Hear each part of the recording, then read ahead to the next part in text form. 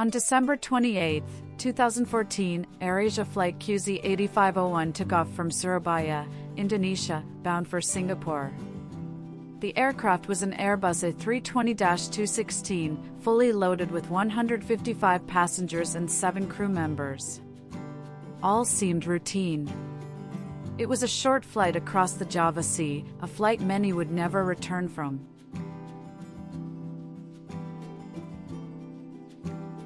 As the plane ascended to cruise altitude over the Java Sea, the crew requested permission to climb higher to avoid worsening weather.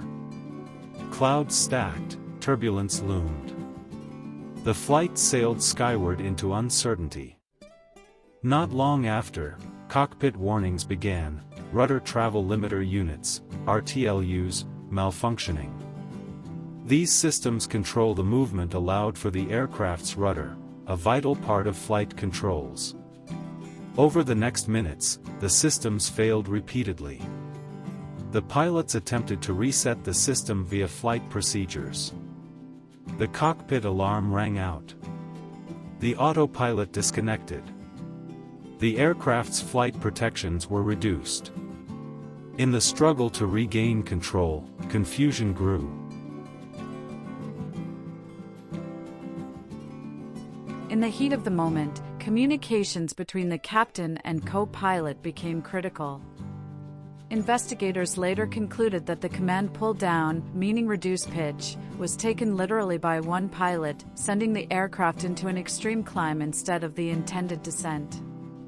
The plane rose steeply, losing airspeed.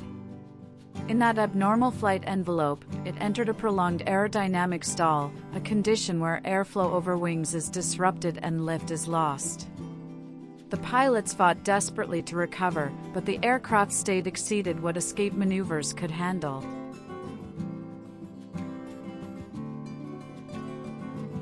"42 minutes into the flight, and just moments after the stall began, the Airbus plunged toward the sea.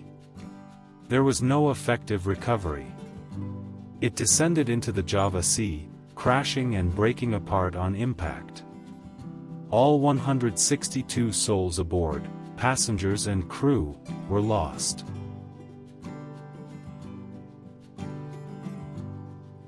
The search was enormous and multinational. Ships, aircraft, and submarines scoured the waters near Java and Borneo. Debris was found: floating wreckage, life vests, parts of fuselage. Eventually, the tail section, where the black boxes were located, was discovered, giving investigators the critical data needed to piece together what happened in those final minutes.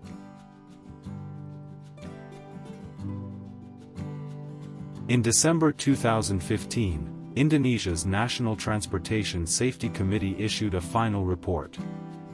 The causes were revealed. A cracking solder joint in the RTLU system had caused repeated rudder limitation failures, recorded 23 times on that same aircraft in the previous year.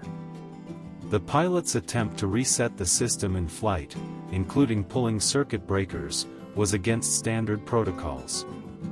The misunderstood command inputs and lack of clear communication between crew members turned a recoverable anomaly into catastrophe.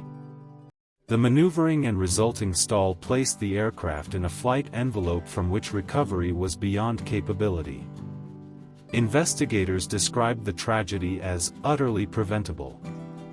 If the crew had maintained safe control while troubleshooting, rather than disengaging protections mid-flight, the stall might have been avoided.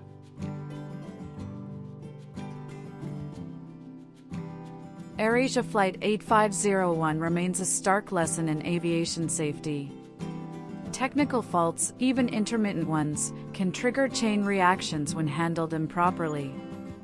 Crew coordination, communication, and adherence to standard operating procedures are critical under stress.